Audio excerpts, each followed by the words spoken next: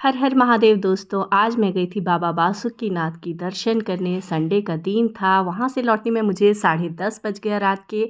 और अचानक से मुझे आ गया 10:30 बजे रात में ऑर्डर और कहा गया कि क्या आप 12 बजे तक मुझे दीजिएगा। मैंने सोचा पहले अपने व्यूवर्स को बाबा बासुकीनाथ का दर्शन करा दूँ, उसके बाद केक की शुरुआत करती हूँ। तो आज बहुत ही आनंदित हो गया, दिन इतना अच्छा बीता बाबा का दर्शन करके। फिर मैं पहुँच गई अपने केक रूम में और इस इमरजेंसी केक ऑर्डर को मैंने एक्सेप्ट किया और फटाफट लग गई तैयारियों में। काफ़ी थक गई थी दिन भर की थकान में, लेकिन जहाँ बात केक की हो फिर वहाँ क्या कहना। और आज की इस गड़बड़ी को आप देख सकते हैं।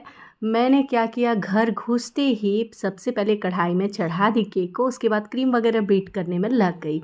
इतने में मैं भूल गई थी कि टाइम ओवर हो चुका है, 30 मिनट से ज़्यादा हो गया था।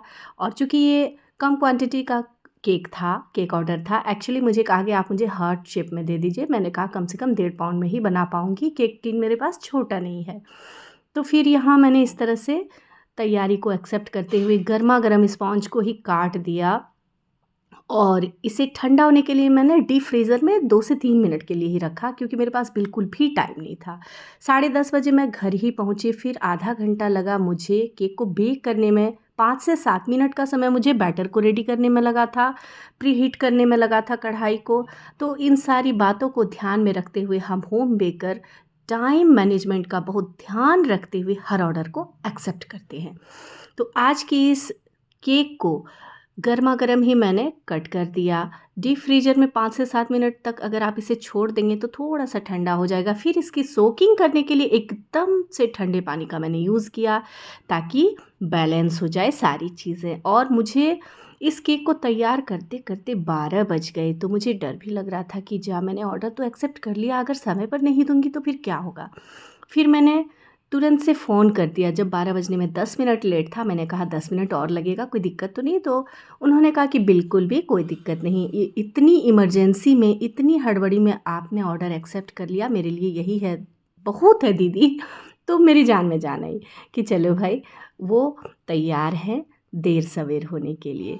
तो आज की इस एनिवर्सरी केक को मुझे बनाना था हार्ट शेप में। और जल्दी वाला जो काम होता है थोड़ा हड़बड़ का होता है, तो डिज़ाइन का मुझे कुछ समझ ही नहीं आ रहा था कि कैसा दूँ, कैसा दूँ। बहुत हड़बड़ी में मैंने 3 से 4 बो अपने हस्बैंड से बनवा लिया, नॉन एडिबल रिबन लेकर के। और सोचा कि कुछ जल्दीबाजी वाला डिज़ाइन देना है, प्रॉपर फिनिशिंग हो पाएगा कि नहीं, तो इसके लिए हाँ मैंने लीफ नोज़ल ले लिया, क्योंकि फिनिशिंग में थोड़ा-सा टाइम तो लगता है दोस्तों। और जब बात गरम केक की हो तो काफ़ी डर लगता है कि कहीं क्रीम ना मेल्ट हो जाए, अगर गरमा-गरम स्पॉन्ज में हम डाल देते हैं तो। तो उसको बैलेंस करने के लिए हम क्या करेंगे, इसकी सोकिंग तो ठंडे पानी से ही लगाना है, यानी फ्रिज वाली पानी से लगाना है, ताकि हमारा केक स्पॉन्ज थोड़ा-सा हो जाए ठंडा। और क्रीम को मैंने बीट करते ही तुरंत फ्रीज कर दिया था, ताकि 10 से 15 मिनट भी अगर हमारा व्हिप्ड किया हुआ क्रीम फ्रीज हो जाता है तो वो सेट हो जाता है प्रॉपर तरीके से, फिर वो काम करने के लिए तैयार होता है। तो यहाँ इस तरह से मैंने सोचा कि थोड़ा-सा पिंक शेड में मैं डिज़ाइन बना दूँ। और यहाँ पर लीफ नोज़ल से कवर कर दिया मैंने किनारे वाले हिस्से को। और अब बारी थी टॉप वाले हिस्से की, तो उसके लिए मैंने रेड लिक्विड कलर का यूज़ किया और ब्रश का इस्तेमाल करूँगी ऊपरी हिस्से को थोड़ा-सा कवर करने के लिए। यहाँ इस तरह से सिर्फ मुझे कलर इफ़ेक्ट डालना था, क्योंकि ये एनिवर्सरी केक है तो थोड़ा-सा डार्क रेड सुंदर लगता है। एक्चुअली कॉन्सेप्ट आज का मेरा थोड़ा-सा गड़बड़ हो गया, लेकिन फिर बेटी ने कहा कि नहीं मम्मा अच्छा लग रहा है, तो जब उसने कह दिया तो अच्छा ज़रूर लग रहा होगा। अब आपकी बारी है मेरे प्यारे-प्यारे व्यूअर्स। ये केक डिज़ाइन आपको कैसी लगी ज़रूर कमेंट कीजिएगा, और आपका जैसा भी कमेंट आता है मुझे बहुत अच्छा लगता है।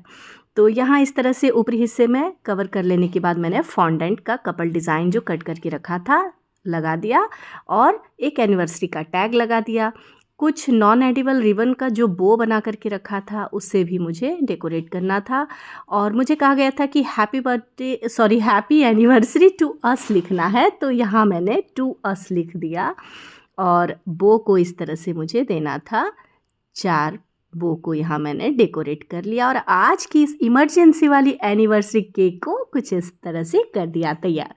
तो कैसी लगी दोस्तों आज की ये केक डिज़ाइन, ज़रूर कमेंट करिए। मेरी वीडियो कहीं से भी अच्छी लगी हो तो प्लीज़ मेरे चैनल को सब्सक्राइब कर लें, वीडियो को लाइक करें, ज़्यादा से ज़्यादा शेयर करें, और इस तरह की एकदम इमरजेंसी वाली केक डिज़ाइन के लिए बने रहिए मेरे चैनल रिम्पा होम बेकर में।